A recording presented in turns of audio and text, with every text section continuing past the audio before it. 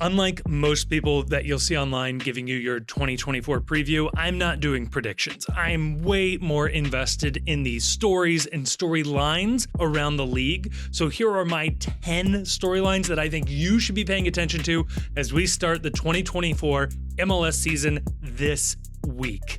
First one up, FC Cincinnati, Columbus Crew, hell is real. These two teams are bitter rivals on and off the pitch, and they just so happen to be the two best teams in Major League Soccer going into the 2024 season. FC Cincinnati is coming off a Supporters Shield win. They were the best team in the regular season last year, and they return the same core of players, if not having got a little bit better. Luca Oriano, Pavel Bucha, and the free agent get of the offseason, Miles Robinson joining FC Cincinnati. This team somehow got better. Columbus Crew, meanwhile, finished the year last year as probably the hottest team in the league, culminating with the defeat of FC Cincinnati in the Eastern Conference Finals, a come-from-behind victory for them that went on to win MLS Cup against LAFC. That was due in large part to the arrival of Diego Rossi. They return virtually the same core team as well.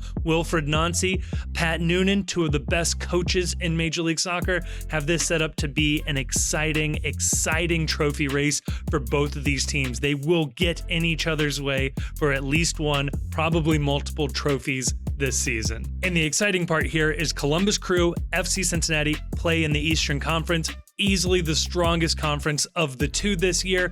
This will be a true gauntlet for these teams to be fighting over the Supporters Shield, eventually MLS Cup. We'll see what else. The only other team that could really throw this off is Inter Miami. Which brings us to our second storyline here. How does the Inter Miami project look in year two? Look, they won the first inaugural Leagues Cup. Messi, Suarez, Jordi Alba, Sergio Busquets. These guys are the headliners of what is probably the best team ever assembled on paper in Major League Soccer. So for whatever the preseason is worth, this team has a lot of work still to do. Maybe not the league, Major League Soccer, to rely on aging stars to get you there. Ask New York City FC how well that worked out for them when they had David Villa and Frank Lampard and others on their team. It doesn't usually go that well. However, Messi and company are much better than any of the other stars that have really come into Major League Soccer up to this point. However, Father Time is undefeated, and these guys aren't necessarily young anymore. It will be very interesting to see how well this team can actually put together a full, complete campaign this year. Do they only try for the cup competitions? Do they turn it on when they need to? Can they turn it on when they need to? Last year, it was a very exciting race to see if they could go from last place to the playoffs, and they narrowly missed it. This team did get better in the offseason, you think, according to the signings that we've seen so far. However, again, that hasn't really translated to anything we've seen on the field in the preseason. And speaking of not playing the season on paper, looking at how Chicago and Colorado do this season. These are the teams that most people will tell you won the offseason. Amazing signings, a really good transfer business, getting rid of some dead weight, bringing in new exciting players. How well does this translate for these two teams? Chicago brought in prized free agent midfield signing Kellen Acosta. They also brought in designated player Hugo Kuipers, who is a goal-scoring savant, at least in the Scandinavian leagues. They also brought back prodigal son Andrew Gutman to round out his resume. Colorado's owner, Stan Kroenke, seems to have remembered that he owns an MLS team this winter and splashed the cash, bringing in former U.S. men's national team goalkeeper Zach Steffen, also bringing in Sam Vines, Omir Fernandez, Lamin Dayek on loan from Nantes in France, and also bringing back Jordi Mihailovic to Major League Soccer. I will give you a prediction here. These teams will probably both make the playoffs in the East and the West. However, I'm going to go ahead and say that both of these fan bases will consider this season a bit of a disappointment when they look back on how this whole season went. Oh, and speaking of disappointments, the US Open Cup is a storyline to keep an eye on this season. As a quick reminder, Major League Soccer this past winter attempted to completely remove all Major League Soccer teams from this competition and replace them with the MLS Next Pro reserve teams for all of the MLS teams, except for DC United, but that's a weird thing. The problem here is that US Soccer, who runs the Open Cup and also certifies that all of the leagues are professional and meet with FIFA's guidelines and accordance, has told Major League Soccer that you need to be competing in the US Open Cup in order to maintain your status as a professional league in a FIFA-sanctioned member nation here. The latest proposal we've heard from Major League Soccer is that they are looking to reduce their participation in the Open Cup all the way down to 8 teams, just 8 teams. And as far as we can tell, US Soccer isn't buying it. It's going to be fascinating to see how this all plays out. Not for nothing, Major League Soccer teams can in fact loan in their reserve teams to play in US Open Cup matches as many times as they want. For US Open Cup matches, Major League Soccer has the ability to alleviate their roster or their schedule congestion here with their own mechanisms. They're refusing to do that. And oh, by the way, Major League Soccer's complaint is that they have too many matches to play, and that's why they can't participate in the Open Cup. This is entirely due to Major League Soccer creating a new competition last year, the Leagues Cup. So all of their problems here are their own doing. If you wanted a prediction for this one, I'll tell you, nothing would surprise me. I really genuinely have no idea how this ends. However, I hope it ends with Major League Soccer teams participating in the Open Cup. All of them. On to number 5. Storylines you need to be paying attention to in Major League Soccer this year. Does St. Louis regress to the mean? Last year, they win the Western Conference. They finished first overall. They take that number 1 seed into the playoffs and got immediately bounced in the playoffs there. According to FOTMob's latest update of their app, where they present you the XG table, the expected goals for and against how a team should have performed on average, St. Louis would not have finished first in the West. They would have finished dead last in the West. Roman Berkey is a fantastic goalkeeper in Major League Soccer. However, he was getting quite a few stat boosts from playing behind a terrible defense that let him face an ungodly number of shots over the course of the season. He did very well when he was asked to do this. Can he keep that up? Can he keep this team virtually single-handedly in matches?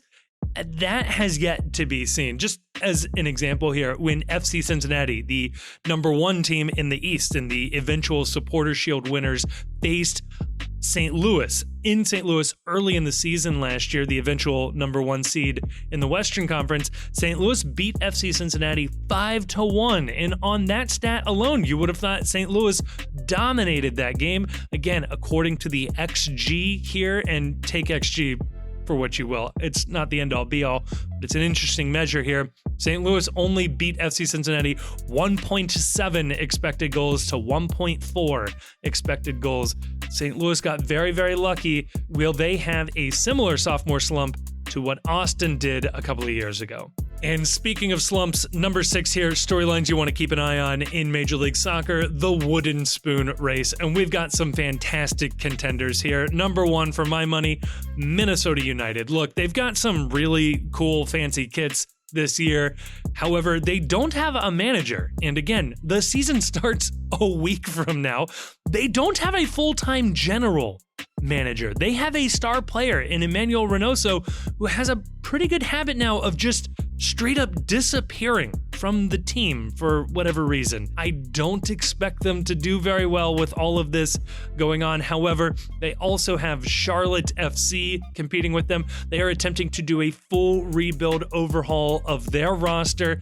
That usually is accompanied by wooden silverware here. Wooden trophies usually accompany them there. The other one I'll keep an eye on again is 2023's Wooden Spoon winners, Toronto FC. They're not out of the woods yet. And honestly, that takes me to my next storyline I want to keep an eye on going into the season. Toronto FC. Are they actually getting better over there? So the theory of last year was if they brought in one of the best Major League Soccer managers of all time in Bob Bradley and brought in two of the best players Major League Soccer has ever signed, again on paper, in Bernardeschi and Insigne, they should have the best two players on the field at any one time, and that should give them a chance to win any game.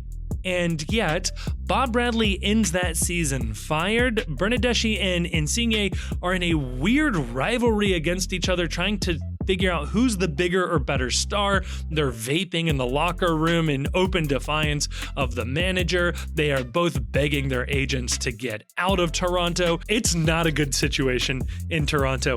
And to stabilize the ship, Toronto FC brought in John Herdman as manager. Herdman really cut his teeth as the manager of the New Zealand national team and Canadian national team on the women's side of the game, eventually moved from the Canadian women's national team to the Canadian men's national team from 2018 to last year, and had a fairly disappointing World Cup with Canada, given some of the expectations around their team.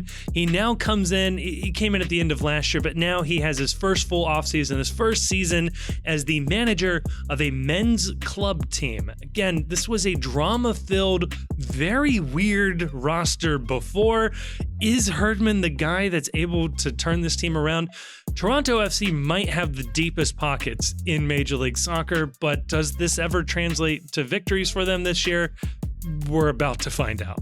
Maybe on the opposite end of this, a storyline I'm looking at at the very least the start of 2024 is how Sporting Kansas City starts the season here. Now, if you remember last year, they started off terribly, taking 3 points out of their first 10 games and no victories. That is 3 points of a possible 30. They went winless through 10, and people were openly questioning whether longtime manager and general manager Peter Vermees should even be in charge. And yet, this team went on a tear to end the regular season. They ended up winning 6 of their final 9 matches, won the play-in game to the playoffs, and then knocked off number 1 seed and newly minted rival St. Louis in the playoffs. If they can get off to a hot start this year, they are likely to do very well in the Western Conference, and I'd even put them as favorites to make the MLS Cup out of the Western Conference. Now, the one team that could have something to say about that, and again, storylines we're looking at in Major League Soccer 2024, can LAFC rebound? Now, again, if you look at LAFC's season last year, it wasn't terrible, but there's something about losing 3 championships, 3 cup finals in one season that really takes the wind out of your sails. Campeones Cup, Champions League, and MLS Cup, they lose all of those, and it's a bit of a dramatic offseason for them. Star player Denny Bwanga asking the team to release him. They have apparently convinced him to stay. Your Golden Boot winner of last year. He is a favorite to win MVP this year if he can stay with the team all year, which again is a big question.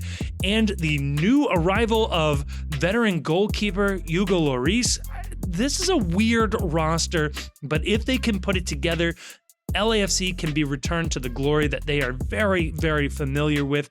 This is going to be a really interesting team to watch and see how they bounce back from a almost amazing but ultimately extremely disappointing season last year.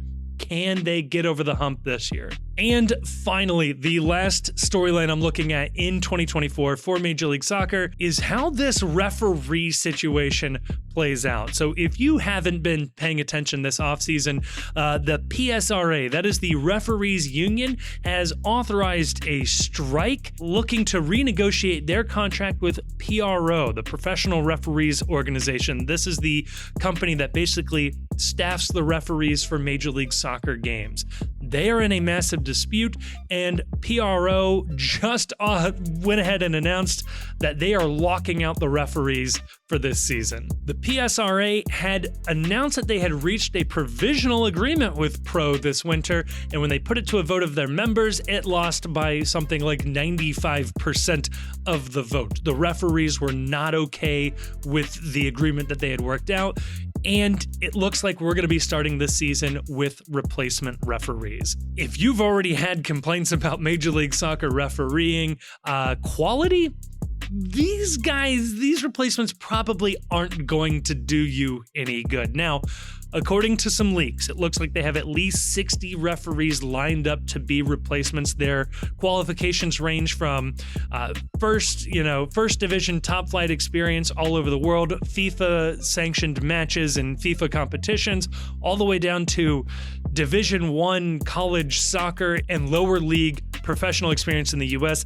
It's going to be a real mixed bag. Last time this happened with Major League Soccer and the referees, they went a couple of weeks into the season before an agreement could be reached. I would expect something like that to play out again here. Both the league and the referees are in a very awkward spot here. Hopefully player safety isn't impacted by this. Hopefully these referees are able to maintain their control over these matches and we end up with a nice, happy conclusion that everybody is happy with, and we can get back to complaining about the usual referees that we're all used to. So there you go. Those are the 10 storylines I'm looking at going into 2024. What are you looking for?